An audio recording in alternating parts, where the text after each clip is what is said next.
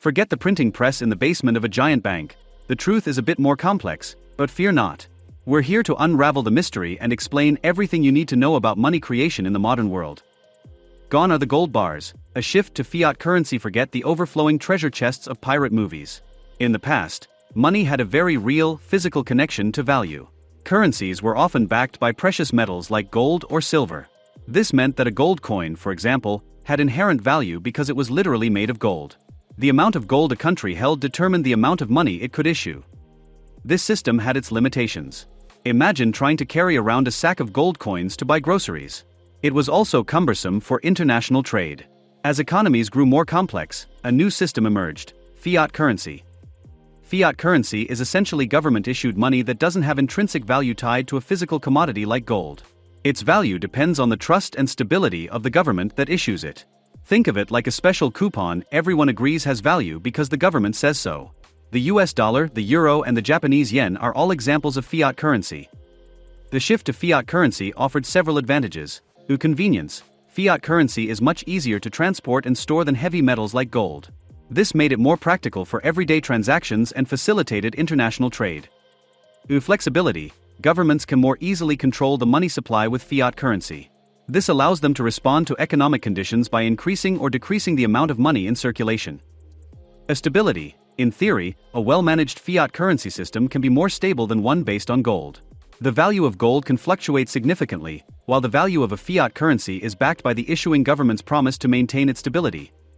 However, there are also potential drawbacks to consider, or inflation risk. If a government prints too much money, it can devalue the currency, leading to inflation, rising prices for goods and services, a government dependence. The value of a fiat currency relies on the public's trust in the issuing government.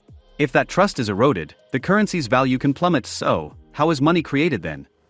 Forget the overflowing vaults filled with freshly printed bills. The world of money creation is far more intriguing, and perhaps less dusty than that.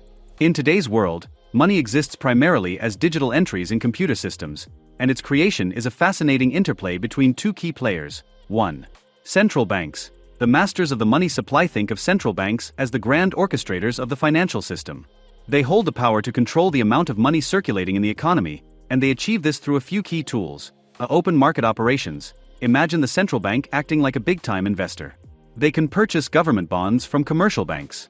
This might seem like a simple transaction, but here's the magic. When they buy these bonds, they essentially credit the bank's reserves with newly created digital money. Just like that, more money is pumped into the system. Setting reserve requirements. Commercial banks are required to hold onto a portion of their deposits as reserves. This acts like a safety net, ensuring they have enough cash on hand to meet customer withdrawals. But here's the twist. The central bank can adjust this reserve requirement. By lowering the requirement, they allow banks to lend out more money, effectively increasing the money supply in circulation. Point 2. Commercial banks. The money multipliers. These are the banks you and I interact with every day. While they don't have magical money printing machines, they play a crucial role in money creation through a concept called fractional reserve banking. Here's how it works. Let's get fractional. When you deposit money into your bank account, they don't lock it all away in a vault like Scrooge McDuck. They keep a portion as reserves, as mandated by the central bank. Remember that dial we talked about? The rest? They lend it out to other customers in the form of loans. But here's the key part. That loaned out money becomes new money circulating in the economy. The borrower uses the loan, the recipient deposits it in their bank, and poof, more money enters the system. This creates a ripple effect, with each loan creating additional money as it moves through the banking system. It's important to remember, though, that this money creation isn't infinite. Banks can only lend out a certain portion of their deposits due to reserve requirements, so the money supply isn't just magically created out of thin air. It's a carefully orchestrated dance between central banks and commercial banks, with each playing a vital role in keeping the financial system humming along. Remember, money creation is a balancing act. The goal is to create enough money to facilitate economic activity without causing inflation, prices going crazy. Central banks carefully monitor the money supply and use their tools to maintain a healthy balance. The impact of money creation can have a significant impact on the economy, or economic growth. An increase in money supply can stimulate borrowing and spending, which can boost economic activity. Or inflation. If too much money is created, it can devalue the currency, leading to rising prices for goods and services. Is money creation scary? Not necessarily. When managed effectively, it can support economic growth and stability. However, understanding how money is created can help you make informed financial decisions and navigate economic changes.